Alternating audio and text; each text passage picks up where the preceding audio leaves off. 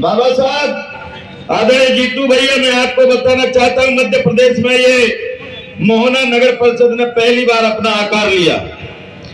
और ये हमारे लिए बड़ी बधाई और हमारे लिए सौभाग्य की बात है कि यहाँ 10 पार्षद भारतीय जनता पार्टी के थे और 5 पार्षद कांग्रेस के थे, लेकिन यहाँ मोहना के और हमारे क्षेत्र के भितरवार के सभी साथियों के दम पर यहाँ हमारे नगर परिषद का अध्यक्ष भी कांग्रेस का बना और उपाध्यक्ष भी कांग्रेस का बना। ये हमारे लिए बहुत गर्व की बात है। लेकिन साथियों, जब ये बन तो गए, पर बनने के बाद जैसे ये भारतीय जनता पार्टी का, मुझे नहीं कहना चाहिए ऐसे मन से, भारतीय जनता पार्टी का निकम्मा जो सिर्फ बाहर से वो फेसबुक पर चलना चाहता है, जो हमारे क्षेत्र में आपदा आती है, हमारे क्षेत्र में जब खाद की किल्लत आई तो यहाँ का निकम्मा विधायक, लोग बताते हैं, कुछ तो लोग कहते हैं कि गोवा घूमना था, ये कह रहे बिल्कुल सही। और अभी 10-20 दिन पहले हमारे क्षेत्र में ओलावृष्टि हुई तो ये बंदा दिल्ली में पता नहीं क्या कर रहा था, अब तुम समझ लो उसका हिस्ट्री क्या क्या कर रहा होगा। तो साथियों, मैं आपको बताना चाहता हूँ, भ्रष्टाचार की जो बात है, हमारे नगर परिषद के अध्यक्ष जब बने तो इस आदमी ने यहाँ ऐसा सीएम और निकम्मा बैठा है जो टोटल भ्रष्टाचार करता है। तमाम सारी फाइलों, जैसा अध्यक्ष जी ने बताया, तमाम सारी फाइलों को अपनी मर्जी से बगैर हमारे अध्यक्ष के साइन कराए, नगर परिषद उपाध्यक्ष को कॉन्फिडेंस में न लेते हुए एक तरफा कार्रवाई कर रहा है, एक तरफा वो कर रहा है और 1.5 लाख रुपए महीने के बाद देता है। ये अध्यक्ष ने कहा नहीं है, पर मैं कह रहा हूँ 1.5 लाख रुपए महीने के जाते हैं। ये ऐसा विधायक है। मैं आपको बताना चाहता हूं कि मध्य प्रदेश में चाहे भारतीय जनता पार्टी का विधायक हो, चाहे कांग्रेस का विधायक हो,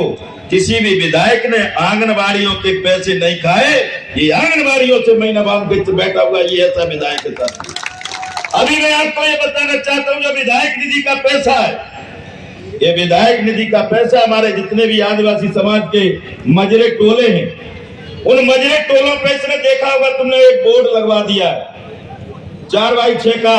अलग अलग तरह के बोर्ड लगवा दिए और उस बोर्ड की कीमत है 25 से 27 हजार रुपए और एस्टीमेट बना है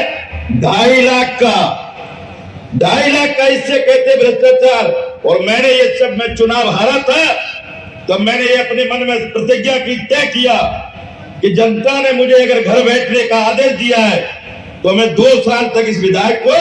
फ्री हैंड करूंगा, इसके खिलाफ कभी कुछ नहीं बोलूंगा। लेकिन साथियों, जब मुझे देखा कि बहुत ज्यादा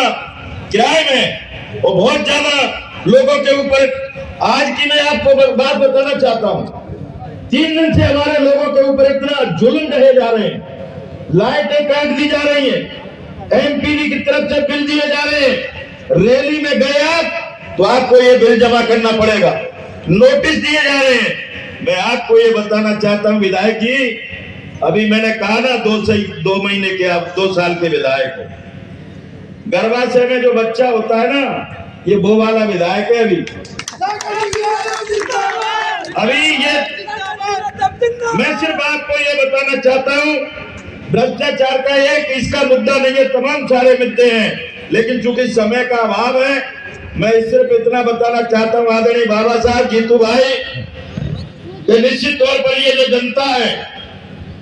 इस जनता को मैंने सिर्फ खबर की है, मैंने किसी भी व्यक्ति को, एक व्यक्ति को 1 रुपए का ना डीजल दिया, ना गाड़ी दी, ना पेट्रोल दी, और ये आज से नहीं 90 से मेरा यही सिस्टम है। मैं 5 साल इनके दुख सुख में खड़ा रहता हूँ और जब मेरी बारी आती है किसी रैली आंदोलन की तो मैं अपने लोगों से कहता हूँ कि एक दिन मेरे लिए उपवास करो, और लोग उपवास की तरह यहाँ बैठे हैं। मैं बधाई देना चाहता हूँ ऐसे हमारे जाबाज साथियों को कि आप लोगों ने हमेशा मुझे आशीर्वाद दिया। निश्चित तौर पर चूंकि समय कम है, मैं सिर्फ इस निवेदन के साथ कि आने वाले समय में ये मोहना हमारी विधानसभा का कॉर्नर वाला हिस्सा है। आने वाले समय में हम कुछ दिनों बाद एक प्रचंड बहुत जबरदस्त एक आंदोलन हम चिनौर में करेंगे, जो हमारी विधानसभा का सबसे सेंटर का हमारा क्षेत्र है। और मैं एक बार बधाई देना चाहता हूं यहाँ के प्रशासन को। जब 9 तारीख का इन्होंने हमारा कार्यक्रम निरस्त कराया तो मुझे लगा कि ये शायद फिर गड़बड़ करेंगे, लेकिन आज जिस ढंग से हमारे प्रशासन के लोगों ने व्यवस्था जिस ढंग से संभाली, निश्चित तौर पर मुझे लगा कि अभी लोकतंत्र हिंदुस्तान में जिंदा है। मैं आपको बधाई देना चाहता हूं। और निश्चित तौर पर जो भ्रष्ट यहाँ का सीएमओ है, आदरणीय अध्यक्ष जी ने कहा कि ट्रांसफर नहीं, उसको जेल भेजने का काम करेंगे। तो साथियों, मैं पुनः आपको इस अवसर पर बहुत सारी बधाई देना चाहता हूं कि आप लोग हमेशा इस संकट की घड़ी में हम लोगों के साथ हैं। और मैं भी ये आपको भरोसा दिलाना चाहता हूं कि आखिरी सांस तक आपके साथ कंधे से कंधा मिलाकर खड़ा रहूंगा। आप सबका बहुत बहुत धन्यवाद।